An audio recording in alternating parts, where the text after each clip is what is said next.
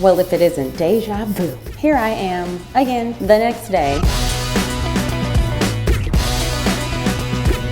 Yesterday was a great final table. I really enjoyed myself.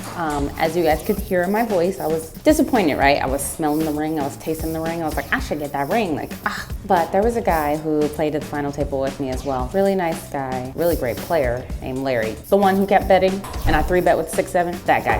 And he told me something really wise. He said, great tournament players have to get used to losing and loss. And he's right. So I had a beer at home, dusted myself off, and here I am again for the 250K guarantee. It was a 250 buy-in, you get 15,000 chips, 30-minute levels, and it's a 250K 2-day event. Day 2 is on Sunday, so I'm just doing my best to make it. You also get $400 in chips. We're on our first break right now. I'm sitting on about 25K. My last hand I had 10s. Blinds are 300, 600. I raised it up to 2K, get 3 callers. Flop is all below 5. Early position jams.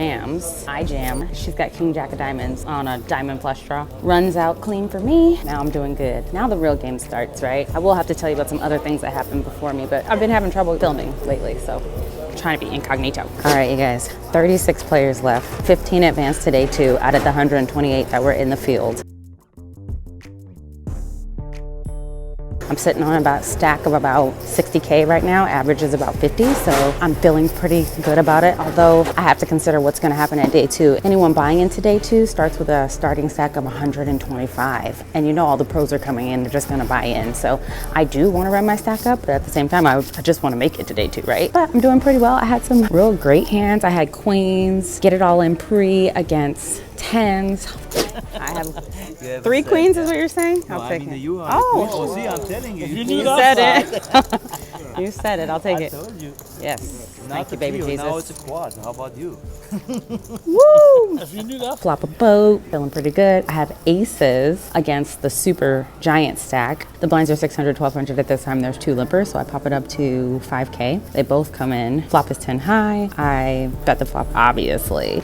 He comes in, I bet 6K. He comes along with me. The turn puts a spade draw and a wheel draw out there. I'm like, okay. I make it 10K, and he calls. The river is the ace of spades. The flush shows up. He checks to me, and I just check because I'm cool with taking my 20K or 20 plus K. Because I'm like, if I bet here and he raises me all in, he has me covered 3X, what would I do? That would be like the hardest decision I would have to make today. So I'm like, let me just take my 25K. He tells me he has a 10. I show everybody. And everyone's like, oh my God, you checked that on the river? Yeah, I did right now because my goal is to what? You already know. We're on a 10-minute break. I don't have a lot of time, so I'm gonna go powder my nose. Oh, I do want to mention something. So it's really interesting as a poker player transitioning into this tournament world, something that I realized. As you sit down at a poker table, you'll see all these varying stack sizes, right? And you have to be conscious of all of that information. However, I used to feel like in the beginning, like intimidated when you see a big stack on your table, like, oh my God, they must be a good player.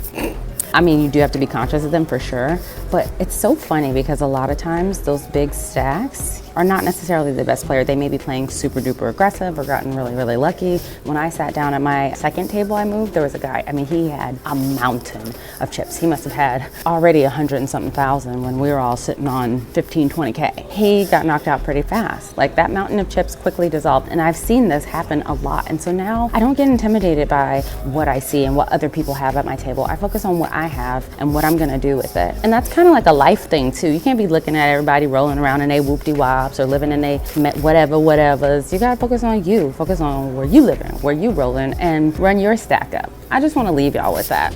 Real talk.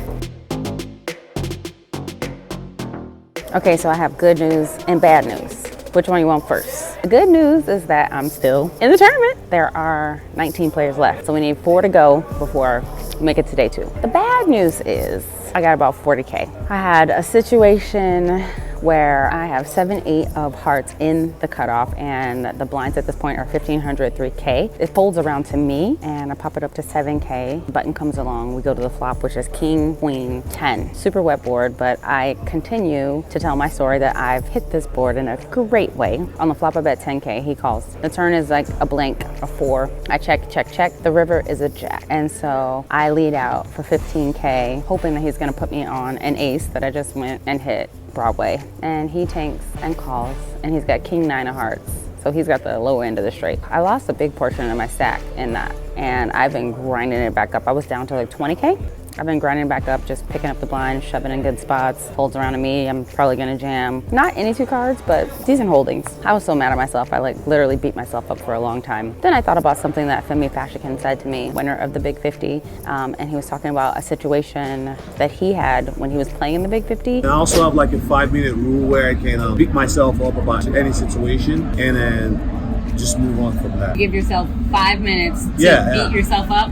Yeah, I can think about it, you know, whatever, and then learn from it, and then forget about it. And then let it go. He had a big pot, big hand, lost a big portion of his stack. He didn't let him get him off his game. So I gave myself a cool 5 minutes to talk mad shit to myself. Like, why would you do that? You should have done that, blah, blah, blah, blah. And I got myself back in the game, and I've been playing to win. So thanks, Femi, for that great advice. If you guys haven't seen that interview, you have to check out the Femi Fashikin interview. It's fantastic. There are some real gems in there. And he ran that shit all the way up to 1.1 million. So can we do that?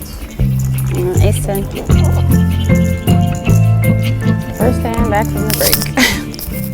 I have 2 overs, I'll take it. Queen? Ah, shit. Nice. You need a jack, 9, everything. I know. Jack, 9.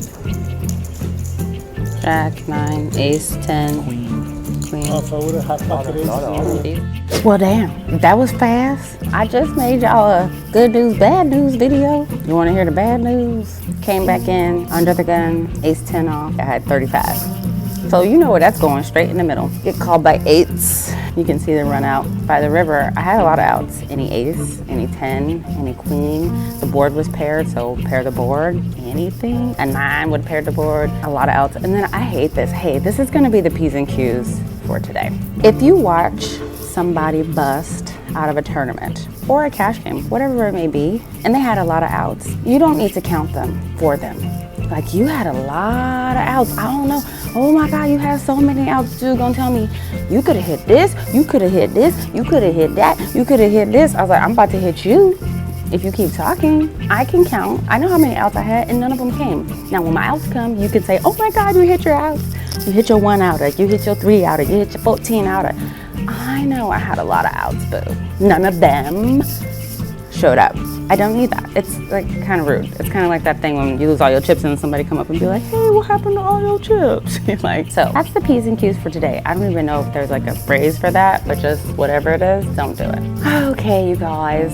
At least today was a free roll, right? Because I final tabled yesterday, so today was a free roll. I was really looking forward to it. Now there are 18 players, so they're 3 players away from making it to day 2. But at the same time, you know, I didn't want to go to day 2 short stack, so get it in where I fit it in or get my ass at home. So I guess I'm getting my ass at home. I'm about to run it up. Thank you guys for being my people. You know Q love you. You know Q love you. Hey, if you're here for the first time and you don't know Q love you, Q love you. Give me some love. Hit the subscribe button. Turn on your notifications.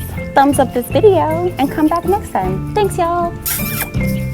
Thank you guys so much for watching. If you enjoyed this episode, please subscribe. You can also find me on Instagram at P's and Q's Poker. See you next time.